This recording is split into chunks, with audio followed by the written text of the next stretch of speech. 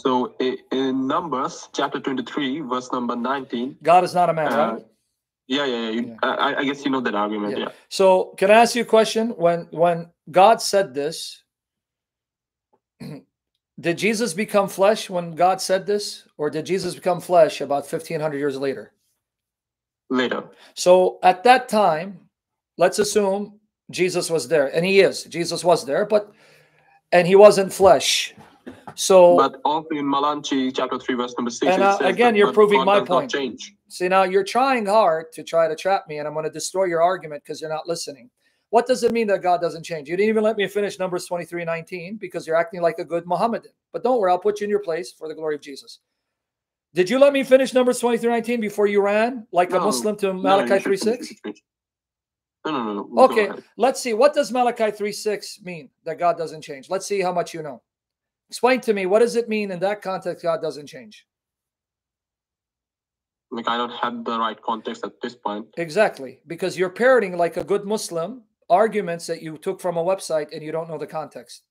If you read Malachi 3:6, from the book. So I read a lot of books, so it's from. Okay, so what was the context if you read it? So they don't actually explicitly mention the context. I'm going to tell you the context without having the book in front of me. It's talking about God does not change his purpose. When God says a thing, he does it. That's why it says, you will not be consumed. Because he's talking to Israel saying, because I do not change my mind, nor my purpose, I will not consume you and wipe you out. That's the context. But you wouldn't know it because you're parroting like you used to when you're a Muslim. Now, Numbers 23:19. Do you even know what that verse says? What it means that God is not a man? You didn't even finish the verse.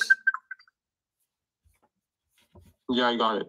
No, you didn't. Because you're being distracted by the shayateen and the jinn who's possessing you. Ding, ding, and you're not focusing. So repeat what I asked you. You mean to read the verse again? Yeah. What did I ask you? Do you know what Numbers 23:19 actually says? Not actually. Exactly. Not in that depth. Okay.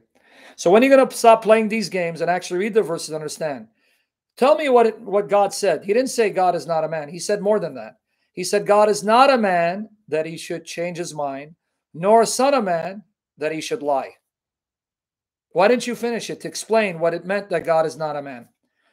He is saying but men like you. He's not a son of man. Yeah, because you are a maggot, son of man. You're a liar and you're filthy. And he's saying, I'm not like you.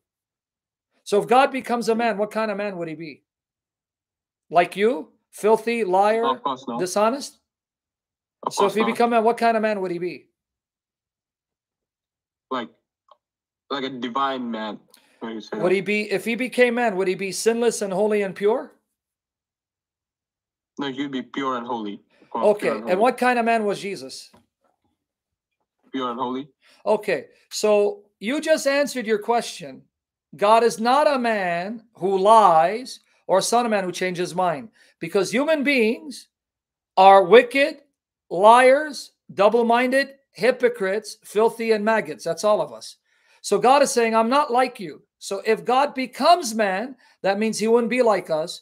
And lo and behold, Jesus is the kind of man that we'd expect God to be if God chose to become a man. Holy, pure, righteous, and perfect.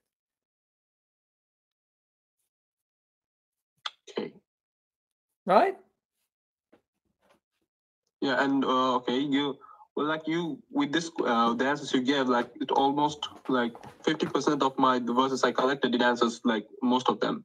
Yeah. Like now I realize that most of the verses I collected from the books, like they're out of context. Exactly. And it is connected with other verses. Yeah. In fact, why didn't they quote to you that the same God who said, I am not a man? And that's true. No Christian believes God has always existed as a man. That's not what we believe. God as God has always been spirit.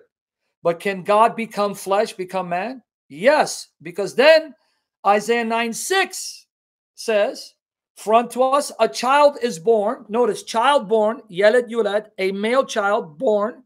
Unto us a son is given, and the government shall be on his shoulders, and he shall be called, this is what they will call him, these are his names, Wonderful Counselor, Mighty God, El Gibor in Hebrew, which in Arabic it would be El Jabbar, Ilah El Jabbar, everlasting Father, Prince of Peace. So the same Old Testament, it says that God hasn't always been a man, will one day be born as a child without ceasing to be God. That's Isaiah 9:6. How come that passage is not quoted in these books?